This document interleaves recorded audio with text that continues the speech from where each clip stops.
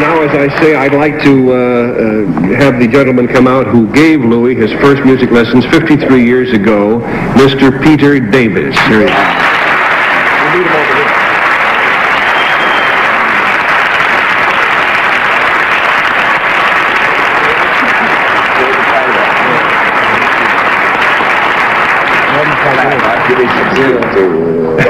This is him. The old master. Mr. Davis, it's a great pleasure to meet you indeed. Now, I'd like to ask you some questions about the young Louis Armstrong. When he first arrived at your home, could you tell right away that he wanted to be a musician? I could, yes. How could you tell that? Because he organized quartets, singing. Then he introduced dancing out there, tap dancing. The boys would clap and sing, and he'd sing and dance. And I was playing with a jazz band at that time. You were playing with a jazz band? Yeah, when I leave the horn there and take some, he'd sneak around there and pick up the horn and go to blowing. So we had old bugle out there, and we used to blow the police whistle.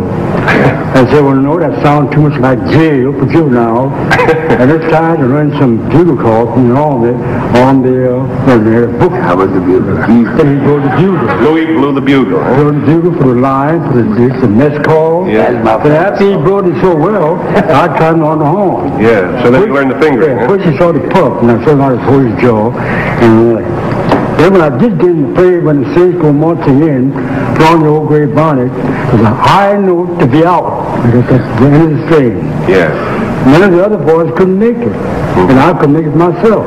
So he would blow the high C above the staff, letting us know at the end of the string. I'll bet. How soon after you took lessons from Mr. Davis did you start to play professionally, Louis? As soon as I got out.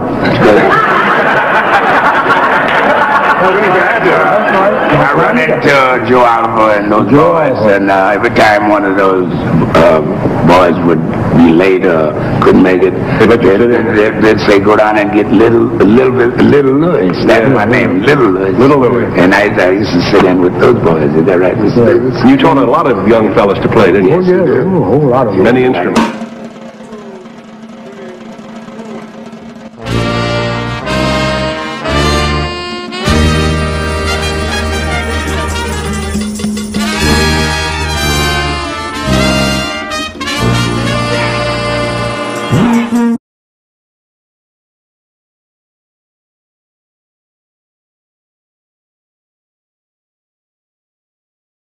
You see all the young black people right here?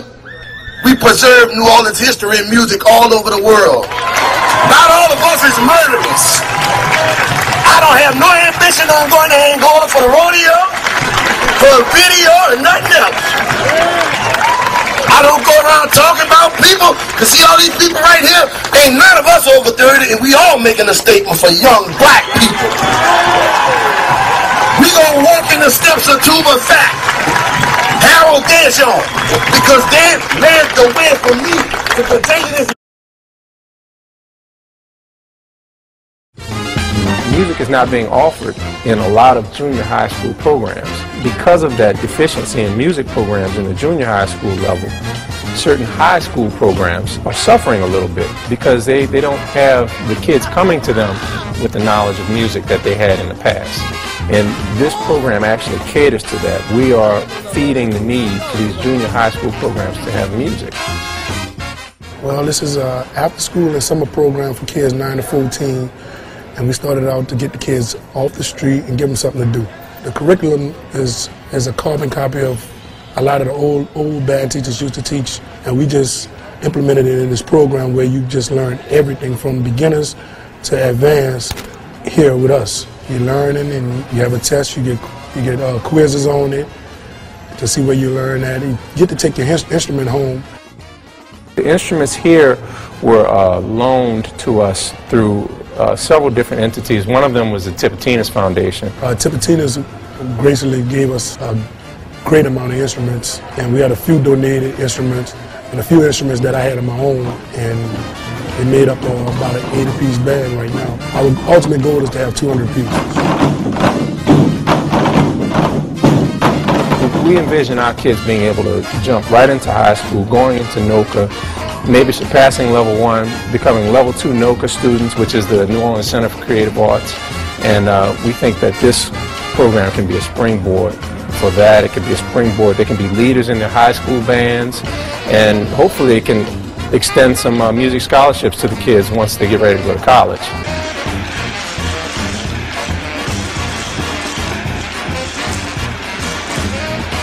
I learned about stabs and I learned about key signatures and I learned like different scales. And I just started learning all other things about scales, reading music. At first I really didn't know what a staff was, knew how to read music. How to sit in the chair when you're playing your instrument. How to play better and all that type of stuff. Well, I was making a lot of mistakes at first. We learned sharps and flats. Kept blowing till I get the notes out.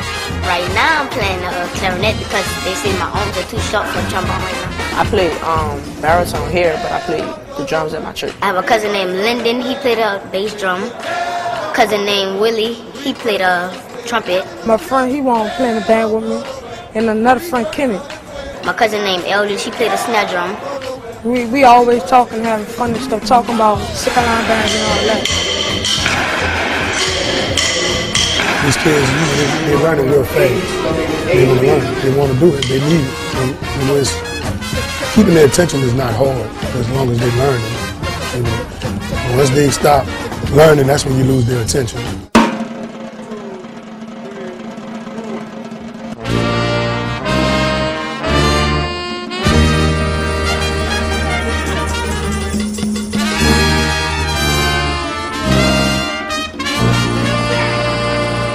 You taught a lot of young fellas to play, didn't you? Oh, yeah, a whole lot of them. Many instruments, I know. We had a wonderful brass band, and we used to go around, we passed the hat, and remember you made me leader of the little band? Yeah, the little band. And I went into my neighborhood, you know, around where the honky tonks, Storyville and all them places, and all the gamblers and everything. They asked Mr. Davis, so I said, you got little Louis in there, say, could we give him some money, you know?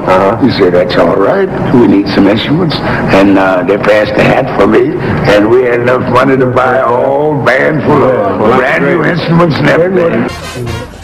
Once they stop learning, that's when you lose their attention.